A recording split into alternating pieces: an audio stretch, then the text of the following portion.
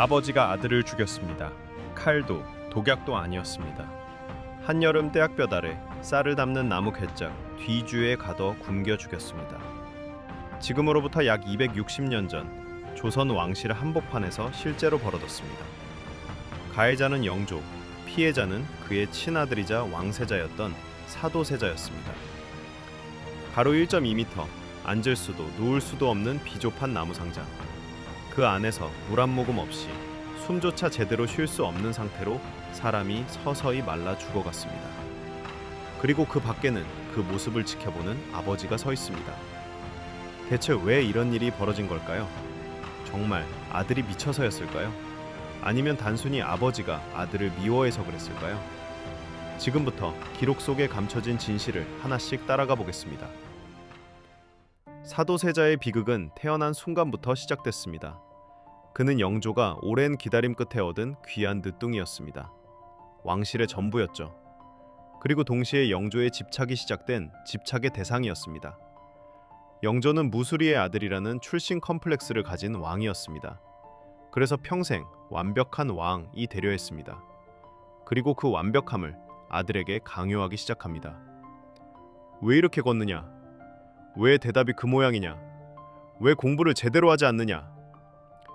이건 교육적으로 행한 게 아니라 감시였고 압박이었고 정신적인 학대였습니다. 대신들 앞에서 공개적으로 모욕하고 재수가 없다며 귀를 씻은 물을 세자가 있는 방향으로 버리기까지 합니다. 영조는 평소 불길한 말을 들으면 귀를 씻어내는 기괴한 습관이 있었습니다. 그런데 그 물을 세자가 있는 방향으로 버리거나 세자의 거처 쪽으로 쏟아부었습니다. 아들을 사람이 아닌 자신의 부정을 씻어내는 오물통 취급을 한 것입니다. 대신들 앞에서 공개적으로 행해진 이 모욕적인 행위는 사도세자의 자존감을 뿌리째 흔들어 놓았습니다. 나를 가장 인정해줘야 할 아버지에게 존재 자체를 부정당하는 느낌. 그건 죽음보다 더한 고통이었습니다. 세상에서 나를 가장 인정해줬으면 하는 사람이 나를 계속 부정한다면 그건 어떤 느낌일까요? 사도세자의 정신은 점점 무너지기 시작합니다. 아버지만 보면 숨이 막히니까 세자는 결국 이상한 병에 걸립니다. 옷을 입으려고만 하면 아버지가 호통치는 환상이 보여서 멀쩡한 옷을 수십 벌씩 찢어버려요. 이걸 의대증이라고 하는데 심지어 극도의 스트레스 때문에 주변 사람들을 때리거나 죽이는 선을 넘는 행동까지 하게 됩니다. 세상이 자기 편이 아니라고 느낀 아들의 폭주였던 거죠. 여기서 질문. 정말 그는 단순한 괴물이었을까요? 이 모든 기록은 왕, 즉 영조의 시선에서 남겨진 것입니다. 그리고 더 이상한 점이 있습니다. 왜 그 누구도 세자를 막지 않았을까요? 왜 왕은 아들의 병을 치료하려 하지 않았을까요? 오히려 이 상황은 누군가에게 너무나 유리하게 흘러가고 있었습니다. 당시 조정은 노론과 소론이라는 권력 집단이 싸우고 있었습니다. 그리고 사도세자는 소론에 가까운 인물이었습니다. 노론 입장에서 세자가 왕이 되는 순간 자신들의 권력은 끝이었습니다. 저 세자는 위험합니다. 이미 미쳐 있습니다. 그들은 세자의 행동을 부풀려 보고 했고 영조의 불안을 키웠습니다. 그리고 그 불안은 결국 확신이 됩니다. 이제 영조에게 사도세자는 아들이 아니라 제거해야 할 위험 대상이 되어버립니다. 1762년 5월 결국 영조의 인내심이 바닥났습니다. 아들을 불러놓고 딱 한마디 합니다. 자결해라. 세자는 바닥에 머리를 찌우으며 살려달라고 빌었지만 소용없었습니다. 그런데 여기서 영조는 왜 칼이 아닌 뒤주를 선택했을까요?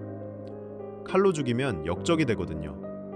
그럼 손자인 정조까지 위험해지니까 아버지는 아들을 굶겨 죽이는 가장 잔인하고도 깔끔한 방식을 고른 겁니다. 가로 세로 1m 남짓한 좁은 나무 상자. 처음엔 살려달라고 소리치던 세자의 목소리가 하루, 이틀이 지나며 점점 작아집니다. 한여름 떼약볕 아래 물 한 모금 없이 몸이 서서히 말라갔죠. 밖에서는 아들의 비명소리가 듣기 싫다며 품악을 울리게 했다는 기록까지 있습니다. 8일째 되던 날 뒤주를 열었을 땐 그 안에는 더 이상 왕세자가 아닌 한 남자의 시신이 있었습니다. 영조는 그제서야 생각하며 슬퍼한다는 뜻의 사도라는 이름을 붙여줍니다. 죽여놓고 슬퍼한다는 이름. 이 모순이 그의 마지막이었습니다. 하지만 이야기는 여기서 끝나지 않습니다. 이 비극을 문틈으로 지켜보던 8살 아이가 있었거든요. 바로 사도세자의 아들 훗날의 정조입니다. 그는 왕이 되자마자 벌벌 떨고 있는 신하들 앞에서 딱 한마디를 던집니다. 나는 사도세자의 아들이다. 그 순간 조정은 얼어붙었습니다. 아버지를 죽음으로 몰아넣은 자들에게 던진 가장 우아하고도 무서운 복수의 시작이었죠. 정조는 평생 아버지를 그리워했습니다. 얼마나 사무쳤으면 아버지의 묘를 조선 최고의 명당으로 옮기고 그 곁에 거대한 성벽, 수원 화성까지 쌓아 올렸을까요? 죽어서야 비로소 아버지의 명예를 되찾아준 아들. 하지만 그 화려한 성벽 뒤에는 평생 죄인의 아들로 숨죽여 울었던 아이의 눈물이 고여 있습니다. 사도세자는 정말 미친 괴물이었을까요? 아니면 잔인한 정치판이 만들어낸 희생양이었을까요? 확실한 건 하나입니다. 그는 세상에서 가장 믿어야 할 아버지에게 버림받았고 가장 따뜻해야 할 집에서 가장 외롭게 죽어갔다는 사실입니다. 여러분이라면 어떤 선택을 하시겠습니까? 왕관을 지키기 위해 자식을 버리시겠습니까? 아니면 모든 걸 잃더라도 내 아이를 안아주시겠습니까? 260년 전 기주 속에서 사라진 그 비명은 지금도 우리에게 묻고 있습니다. 지식을 높이다. 그때 그날